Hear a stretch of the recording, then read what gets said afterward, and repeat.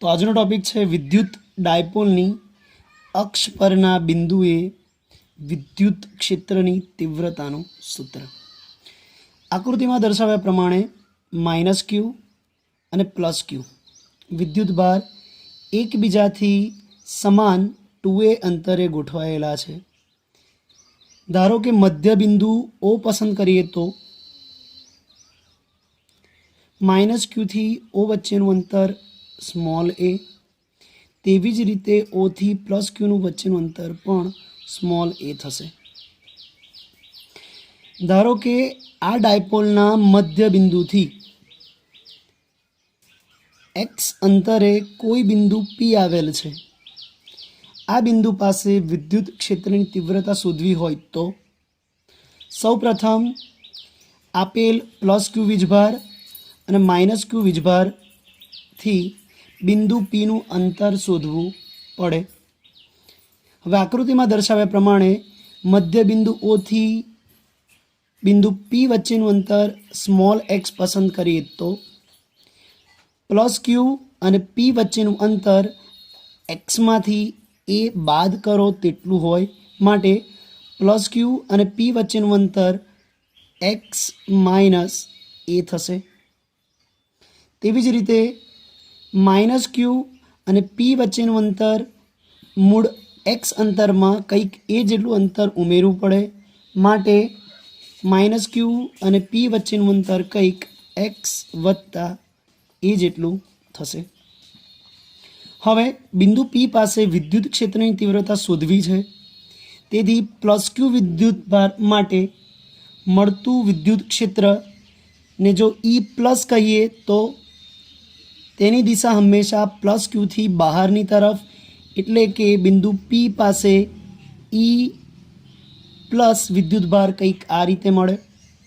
તેવી જ રીતે -q વીજભાર માટે વિદ્યુત ક્ષેત્ર રેખાઓ એ અંદરની તરફ, એટલા માટે કે બિંદુ P પાસે વિદ્યુત ક્ષેત્ર -q ના કારણે E- કંઈક આ રીતે મળે.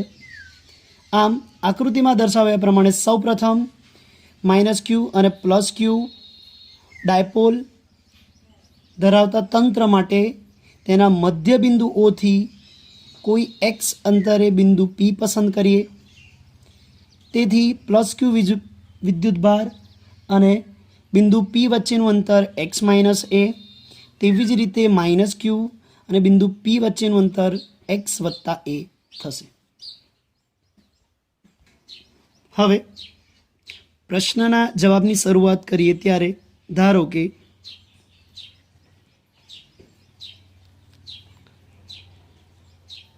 ડાયપોલના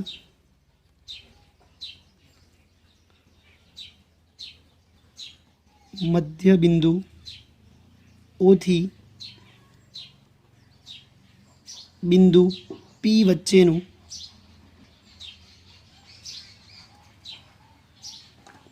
અંતર બરાબર x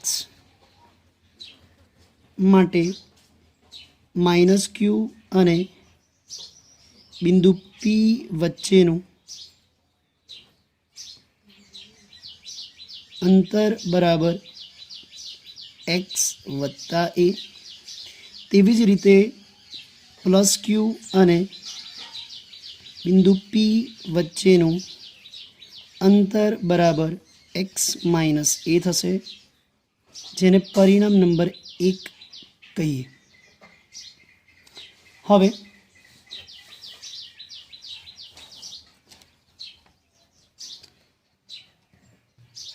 વિદ્યુત ક્ષેત્રના સૂત્ર પ્રમાણે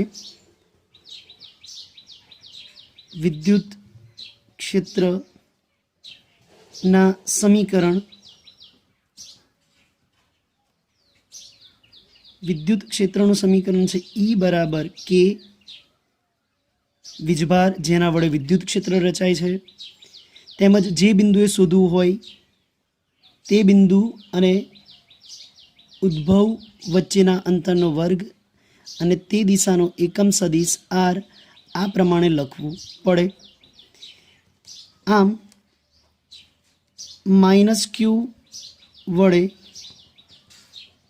બિંદુ P પાસે વિદ્યુત ક્ષેત્ર જેને ઈ માઇનસ કહીએ તો સમીકરણ ઈ માઇનસ બરાબર કે વિદ્યુત ભાર માઇનસ ક્યુ, બંને વચ્ચેનું અંતર એટલે કે એક્સ વત્તા એનો વર્ગ, બિંદુ પીની દિશામાંનો એકમ સદિશ જેને એકમ સદિશ પી વડે દર્શાવીએ તો ઈ માઇનસનું સમીકરણ થશે કે માઇનસ ક્યુ એક્સ વત્તા એનો વર્ગ અને એકમ સદિશ પી જેને પરિણામ નંબર 2 કહીશું.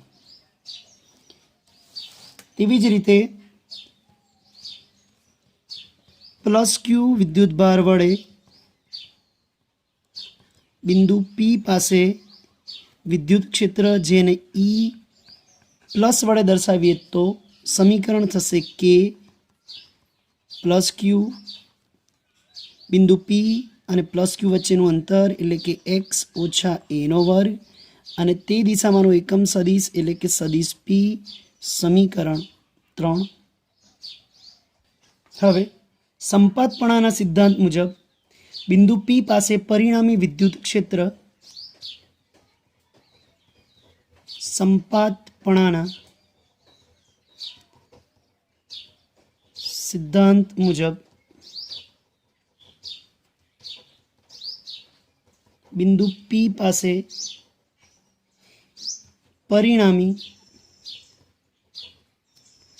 વિદ્યુત ક્ષેત્ર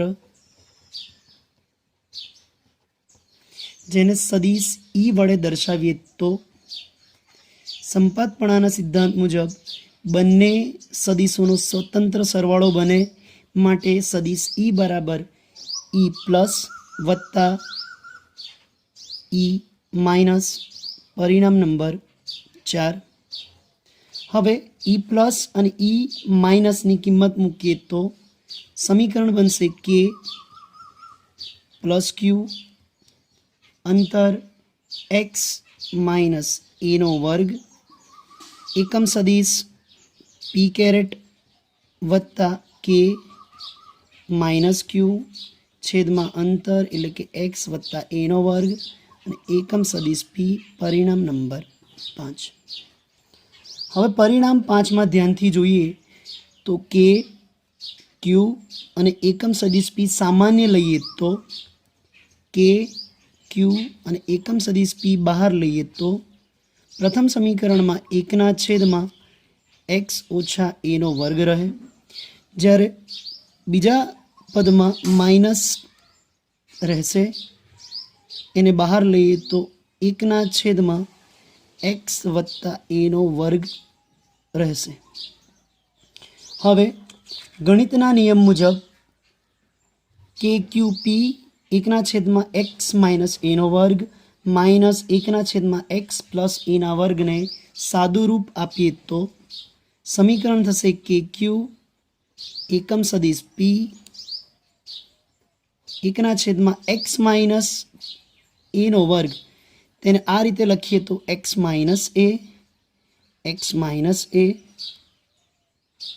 માઇનસ 1/છેદમાં એક્સ વત્તા એ.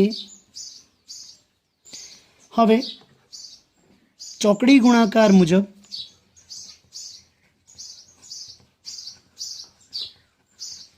અથવા લસાની મદદથી ઉપરોક્ત સમીકરણને ઉકેલવામાં આવે તો સમીકરણ હવે બનશે ઇઝ ઇક્વલ્સ ટુ કે ક્યુ સ્થાન સદિશ પી એક્સ વત્તા એ, એનો મતલબ કે આનો ગુણાકાર અહીં, જ્યારે એક્સ માઇનસ એનો ગુણાકાર અહીં થશે. માઇનસ નિશાની એઝ ઇટ ઇઝ રહેશે, એક્સ માઇનસ એ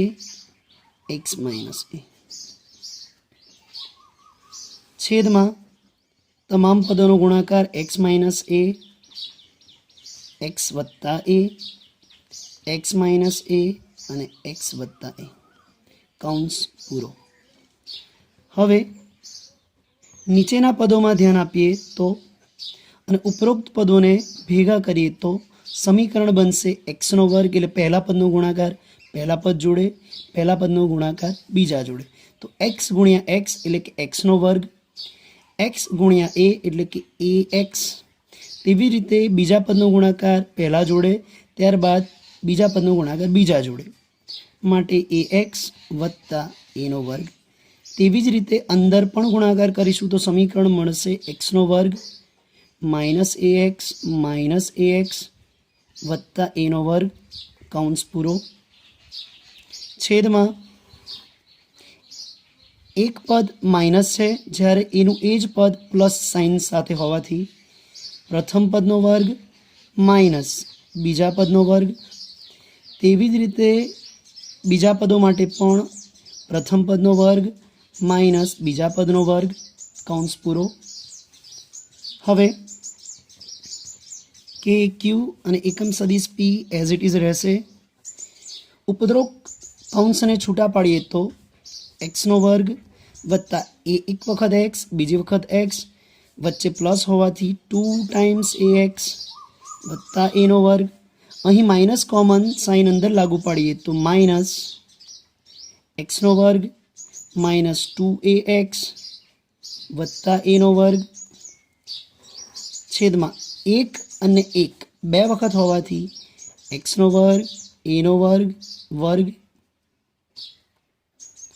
હવે માઇનસ સાઇનને ધ્યાનમાં લઈએ તો કે ક્યુ સ્થાન સદિશ પી એક્સનો વર્ગ 2 એ એક્સ વત્તા એનો વર્ગ માઇનસ ગુણ્યા એક્સનો વર્ગ એટલે માઇનસ એક્સનો વર્ગ, માઇનસ માઇનસ પ્લસ માટે પ્લસ 2 એ એક્સ ફરીથી માઇનસ એનો વર્ગ છેદમાં એક્સનો વર્ગ માઇનસ એનો વર્ગ વર્ગ અને કૌંસ પૂરો.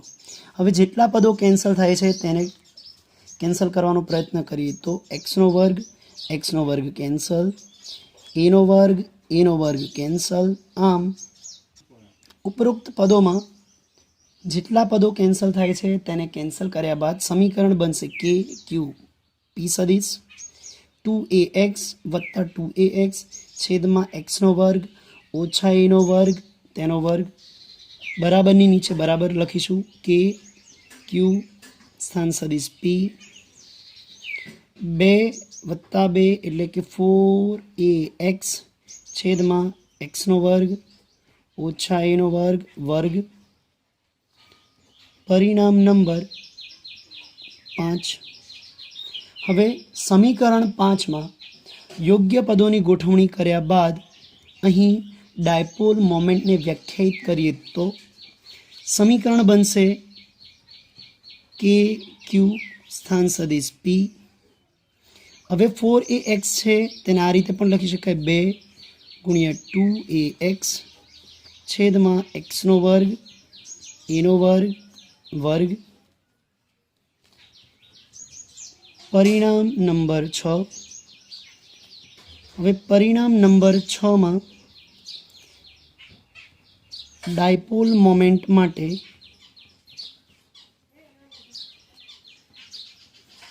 પી જેના પર એકમ સદિશ નહીં લખીએ તેનો મિનિંગ એવો ગણવાનો કે એકમ સદિશ જે પી છે તે બિંદુ પીની દિશામાંનો એકમ સદિશ છે, જ્યારે સ્મોલ પી એ ડાયપોલ મોમેન્ટ રજૂ કરે છે.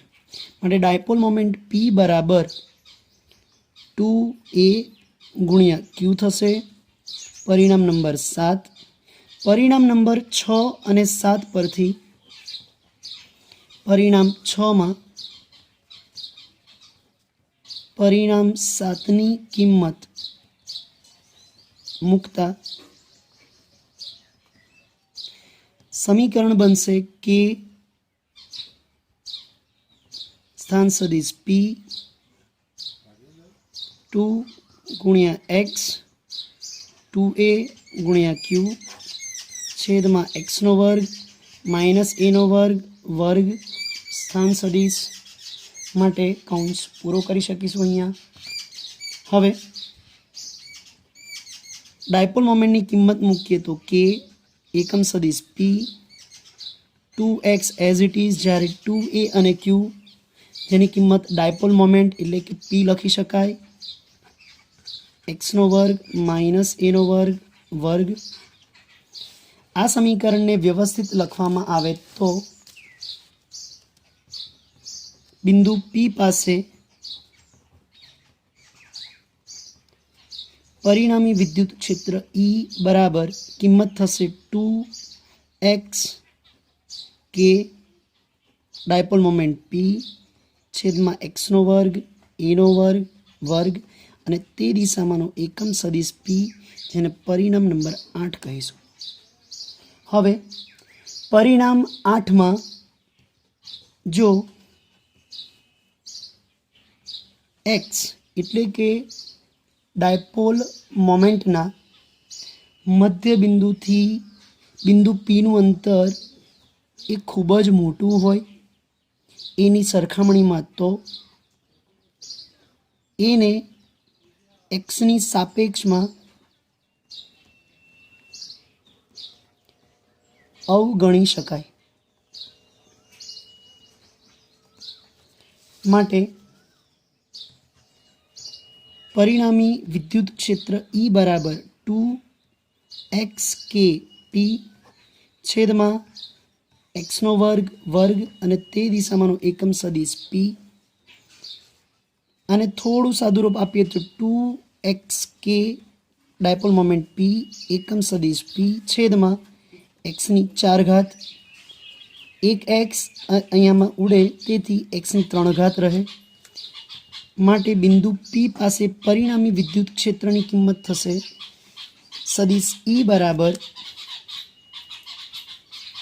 2k P છેદમાં x નો ઘન અને તે દિશાનો એકમ સદિશ, જેને પરિણામ નંબર 9 કહીશું. Thank you.